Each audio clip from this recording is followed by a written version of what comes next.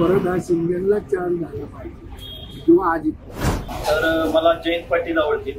महाराष्ट्राची जर समीकरण जर का बघितलं राजकीय याच्यातलं तर सगळ्यात हुशार आणि आतापर्यंतच्या कारकिर्दीमध्ये सगळ्यात चांगली जर का व्यवस्थित ज्यांनी हे केलं तो म्हणजे देवेंद्र फडणवीस. असं वाटतं की मनोज जरांगे पाटलांनी राजकीय चेहरा बनावा किंवा तो चेहरा बनावा जो समाजाला न्याय देईल. त्याला काम बघायला गेलं तर साहेबांचं काम महाराष्ट्रामध्ये लोकसभेनंतर आता विधानसभेचं बिगुल हे वाजलंय.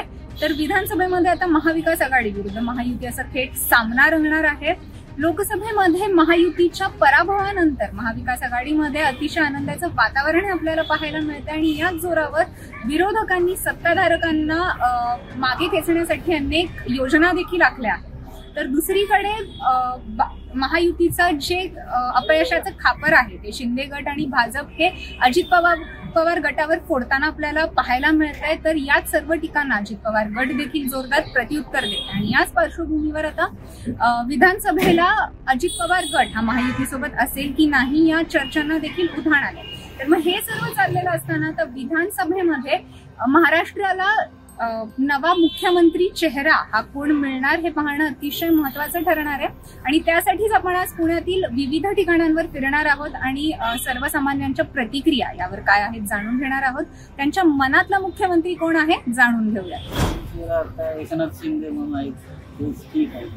एकनाथ शिंदे का तो आता जरा व्यवस्थित चाललंय.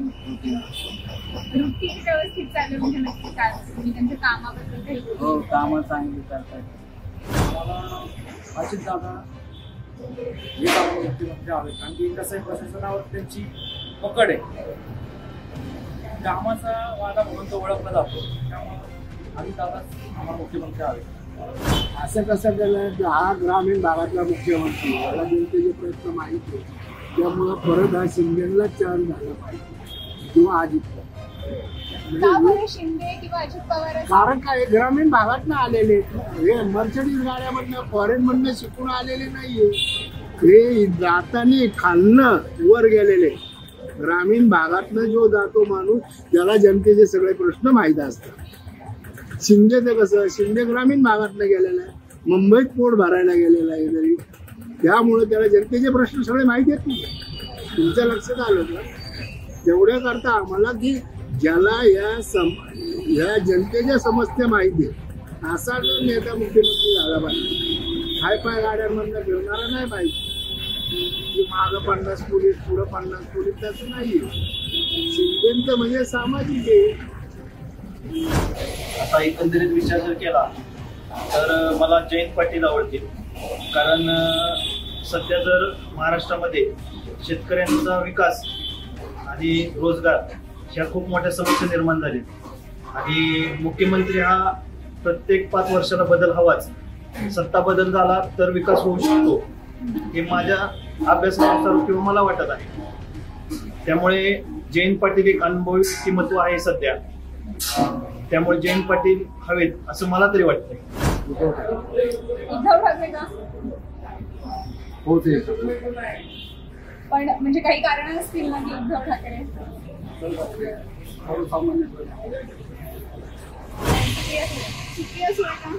कारण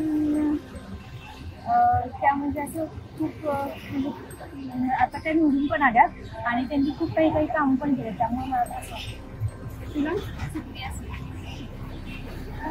म्हणजे मी जास्त ऐकले त्यांची छान काम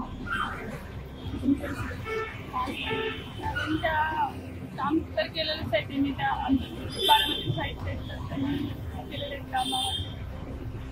म्हणजे तू बारामतीचीच म्हणून बारामतीची नाहीये पण माहित आहे त्यांनी केलेलं काम. सगळ्यात म्हणजे महाराष्ट्राची जर समीकरण जर का बघितलं राजकीय याच्यातलं तर सगळ्यात हुशार आणि आतापर्यंतच्या कारकिर्दीमध्ये सगळ्यात चांगली जर का व्यवस्थित ज्यांनी हे केलं तो म्हणजे देवेंद्र फडणवीस हे बेस्ट राहतील पुढच्या विधानसभेसाठी मुख्यमंत्र्यांचा चेहरा म्हणून. देवेंद्र फडणवीसच का म्हणजे काही रिझन त्यांच्या 5 वर्षाच्या कारकिर्दीमध्ये त्यांनी खूप छान कार्य केलेलं आहे तर अविस्मरणीय आहे. आणि दुसरी गोष्ट अशी आहे की आणखी आता त्यांनी उपमुख्यमंत्रीपद घेऊन 2.5 वर्ष सुद्धा स्वच्छ चांगला कारभार केलेला आहे आणि या बेसवरती मागील जर 10 वर्ष कॅल्क्युलेशन जसं मांडलं ते 7.5 वर्ष त्यांनी महाराष्ट्र जे राजकारण किंवा जे सरकार चालवण्याची जे म्हणतो आपण एक धुरा सांभाळतो तर ती योग्य त्यांनी सांभाळलेली. तुमचं काय मत आहे दादा? फडणवीस हे योग्य मुख्यमंत्री आहे. पण काय तुम्हाला काय वाटतं? त्यांचे जे डिसिजन असतात ते योग्य असतात, काही हे होत नाही. मुख्यमंत्री बरोबर महाराष्ट्रासाठी योग्य आहे. मला काय वाटतं दादा? एकनाथ शिंदे. काय एकनाथ शिंदे? आतापर्यंत त्यांनी महाराष्ट्राचा भरपूर विकास केला असं वाटतं मला, त्यामुळे मला ते आवडते आहेत एकनाथ शिंदे. विकास म्हणजे एखादं काही तुम्ही मेन्शन करू शकता? आता भरपूर आठवत त्या कुठलीही गोष्ट असली तरी त्यांच्याकडे पटकन सॉल्व्ह होते, त्यामुळे एकनाथ शिंदे मला वाटतं. का बरं? कारण की त्यांनी मुंबईमध्ये समुद्र महामार्ग चालू केलं म्हणजे तुमचा विकास हवाय महाराष्ट्रात. आजची जर महाराष्ट्रातली परिस्थिती पाहिली आणि जी सामाजिक सलोखा जो बिघडलेला पाहिला, या परिस्थितीमध्ये याचा समन्वय साधणारा आणि प्रत्येक समाजाला न्याय देणारा असा चेहरा मुख्यमंत्री म्हणून आम्हाला हवा आहे.